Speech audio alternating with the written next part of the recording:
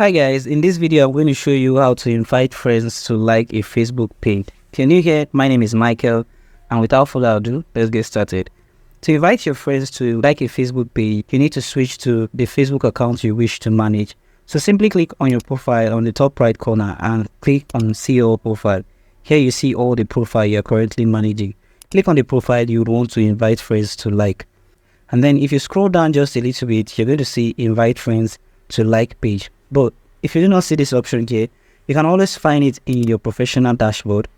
And then if you scroll down, you're still going to see invite friends to follow. Now click on invite friends to like your page, and then click on switch now. And any invite sent is going to be sent with your official Facebook profile.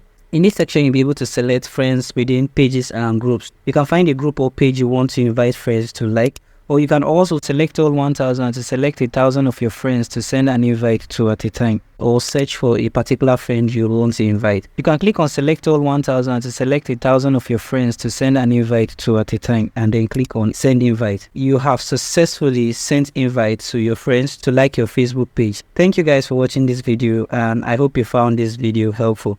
If you find this video helpful, do make sure to subscribe to this channel and have that post notification bell turned on.